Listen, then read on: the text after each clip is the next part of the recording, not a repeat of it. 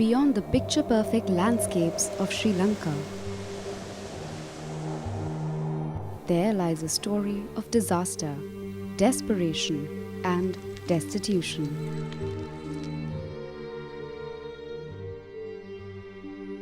Stories of people ravished by cruel twists and turns of fate.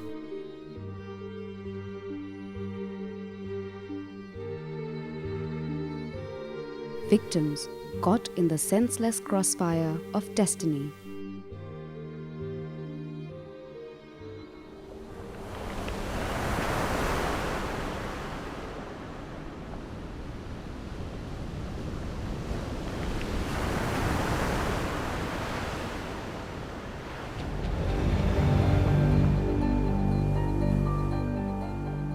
The last few years have perhaps been the most agonizing phase in Sri Lanka's recent history.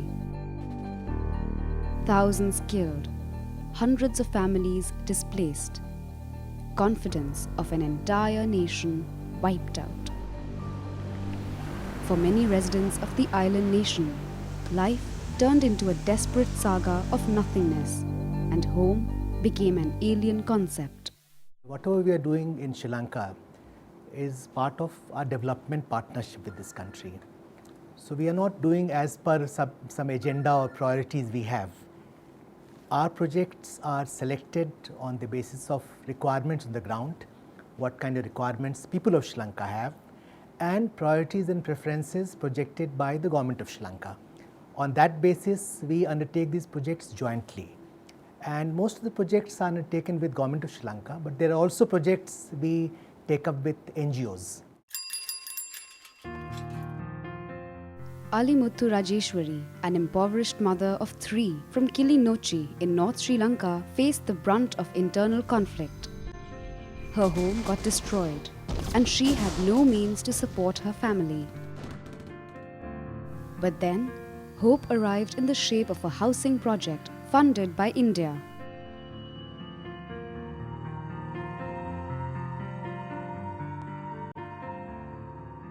இந்த யுத்த கால பகுதியில் எங்கள் எல்லாத்தையுமே இழந்து பிள்ளைகளுக்கு படிப்பும் இல்லாமல் கரண்ட் வசதிகள் எதுவுமே இல்லாமல் இருந்து நாங்கள் சரியான கஷ்டப்பட்டு கொண்டிருந்தோம். இப்போத்தைய ஓலை குடிசையில் இருந்து கஷ்டப்பட்டு கொண்டிருந்தோம். இப்போத்தைய சூழ்நிலையில் எங்களுக்கு இந்த இந்தியா திட்டம் என்று சொல்லி வந்து எங்களுக்கு நல்ல வடிவாக வீடும் கட்டி நல்ல கரண்ட் வசதிகளும் செய்து எங்களோட பிள்ளைகளுக்கு ஸ்கூலும் நல்ல பக்கத்தில் எந்த கஷ்டங்களும் இல்லை. இப்படி நிலைமையில் எங்களோட பிள்ளைகள் நல்லா படிக்குதுகள். இப்போ நல்லா படிக்கக்கூடிய பிள்ளைகளும் நல்லா படிக்கக்கூடிய வசதிகளும் செஞ்சு இந்த இந்தியா தட்ட வீடு இதுகள் எங்களுக்கு செஞ்சு அமைச்சு தந்திருக்கிறாங்க. அவங்களுக்கு நாங்கள் இதோட நன்றி செலுத்துகிறோம் இந்த உதவி. Rajeshwari got back the roof over her head. The good news is, a pilot project to build 1,000 permanent homes for them under an agency-driven model has already been finished. These houses have been handed over. The Government of India is committed to deliver 50,000 similar houses. Work has begun on the next phase of the project to build 43,000 houses under an owner-driven model and 6,000 under an agency-driven model.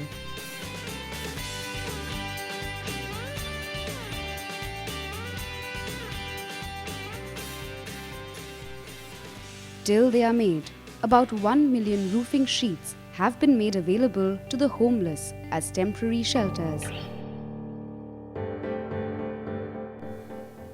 People who have lost almost everything are really getting back to living with this real, effective, timely help.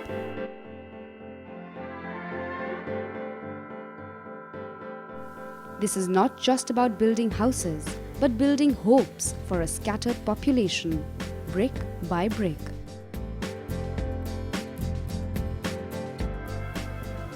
Not just shelters, Sri Lanka's lifeline, her agricultural infrastructure, got devastated during the civil war. It needed a huge revamp. With a fresh supply of farming equipment and seeds, farmers are now gathering enough confidence to get back to their fields. In most places, even deep inside the conflict zones, farming has resumed in full measure. With its expansive coastline, fishing has always been a lucrative vocation in Sri Lanka. During the conflict, this sunshine sector saw a rapid downfall. Today, the fishermen are getting back to their familiar waters with new dreams in their eyes. With new boats and equipment, their confidence has also returned.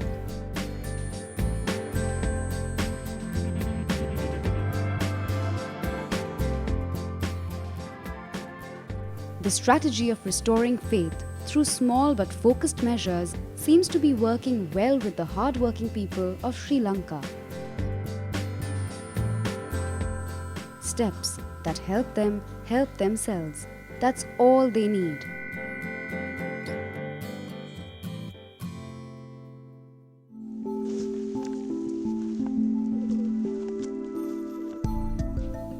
Krishnan Jogeshwaran used to reach his fish shop walking through fields. During one of these trips, he stepped into a landmine. His leg had to be amputated. Life suddenly came to a grinding halt for Krishnan.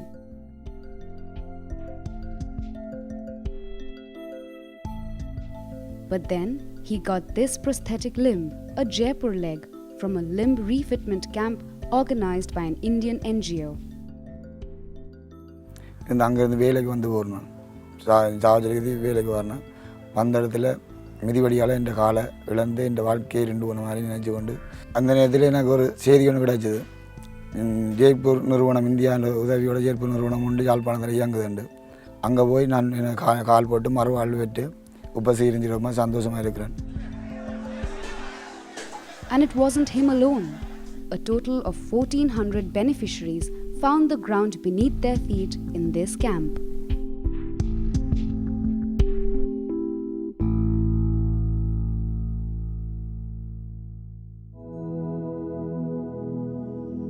Just a year back, all these agricultural fields were laden with deadly mines. To get the Sri Lankan agri-economy back on track and to get farmers back to their fields, it was necessary to reclaim them. Thanks to the professional equipment and expertise of Indian demining teams, much of the threatened land in Sri Lanka has been reclaimed. That is just one of the first steps towards rebuilding hope. An unrelenting wave of disasters had scattered Sri Lankan healthcare in the conflict zone. It needed immediate intervention. During the Civil War, Indian medical professionals set up emergency hospitals in Sri Lanka. After the war, equipment was supplied for upgradation of facilities at major hospitals in North Sri Lanka's conflict zones.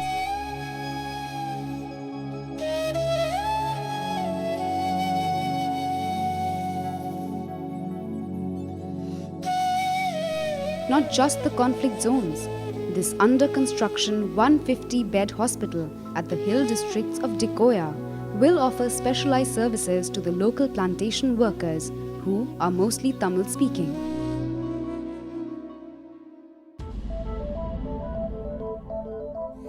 Building a system of progressive healthcare needs educated professionals. Rana Singhe Mithurendran realizes this.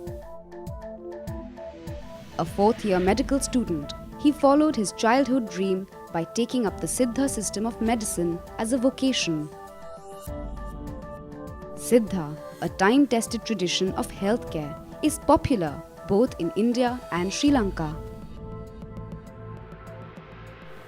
India has provided assistance to his college with infrastructure, equipment, transport and knowledge transfer. எங்களுக்கு Indian கவர்மெண்டால் எங்களை படிப்பு சம்பந்தமான எங்களுக்கு மேசை equipments அனைத்து வித சகல bus safari உட்பட அனைத்து வித சம்பந்தமான இப்போ எங்களது குடும்பத்தாக்கள் என்ன மிக சந்தோஷமாக இருக்காங்க. நான் இப்போ என்னது சரியான ஒரு பாதையில் போய் கொண்டிருக்கேன் என்று அவங்க மிகவும் சந்தோஷப்படுறாங்க. இது எங்களது மேற்படிப்புக்கு மிகவும் உதவியாக உள்ளது. இதனையிட்டு நான் எங்களது ஸ்டூடெண்ட் சார்பில் எங்களது இளைஞரின் சார்பிலும் நான் எனது நன்றியை தெரிவித்துக் கொள்கிறேன் இந்தியன் கவர்மெண்ட்டுக்கு. Education boosts confidence. It aids rehabilitation like nothing else can. With the Sri Lankan authorities, India is now identifying schools that need to be re-equipped and renovated to resume their normal functioning. Schools are returning to the children of Sri Lanka. The nation realizes the need of an encouraging and comprehensive system of education, backed by adequate infrastructure.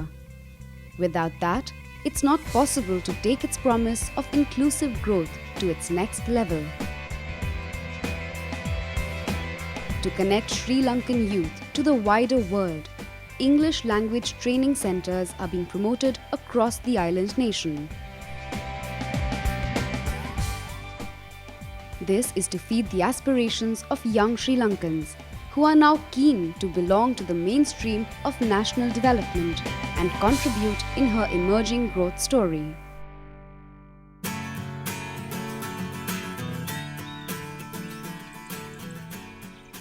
The young have confidence inbuilt in their system. All it needs is a little nudge.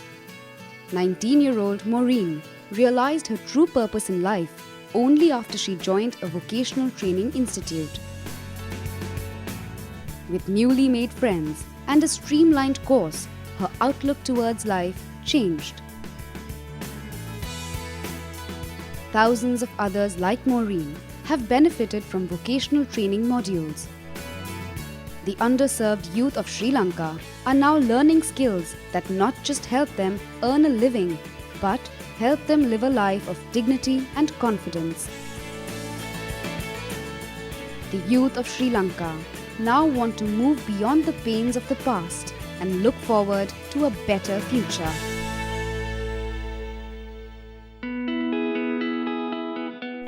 Much like these war widows who are now learning to fend for themselves. The war left in its wake a number of destitute women. They suddenly found themselves in a juncture where they had no option but to start earning to support their families, but lacked the skills required. A number of them are now being trained by Seva, an NGO from India. They are now experts in food processing, like pickle making and jam making. They also sew clothes that fetch good value in urban markets.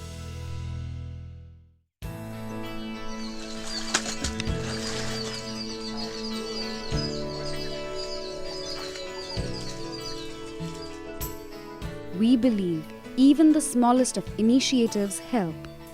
All that matters are firm determinations to assist people get back their faith. After losing her parents during the conflict, Sarita thought that her life had turned meaningless. She belongs to one of the many IDP families of North Sri Lanka who received a bicycle to help her commute. Sarita has started going to school again. For students like her, India has upscaled the scholarship program for Sri Lanka. She now plans to study even harder to get a scholarship.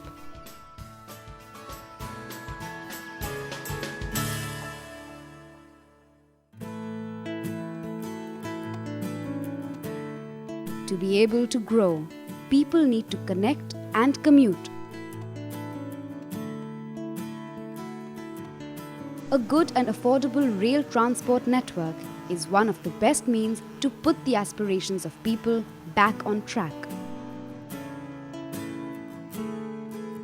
Large parts of Sri Lanka lost her railway infrastructure due to the tsunami. Some tracks also got devastated during the armed conflict. They needed massive interventions. To rehabilitate the southern railway corridor, India is implementing a program under a line of credit of $167.4 million.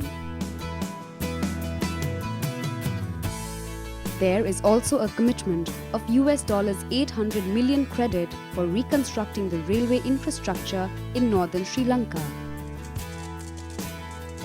IRCON, with an assortment of high-tech equipment, has started work on a war footing.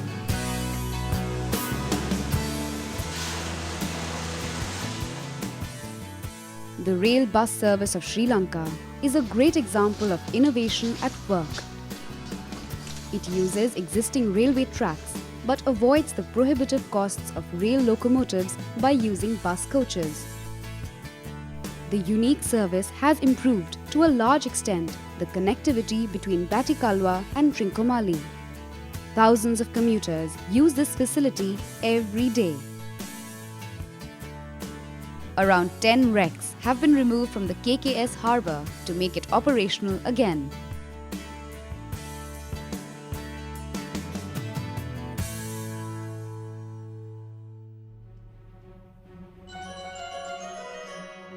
Ideas that work. Interventions that are on time every time.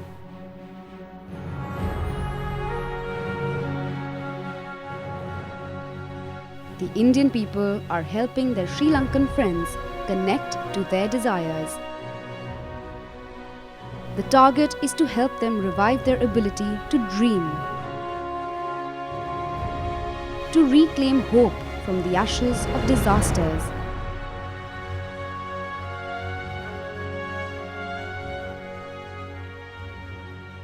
Together, we are eager to rewrite a sunshine story of developmental partnership. Together, we are ready to smile again.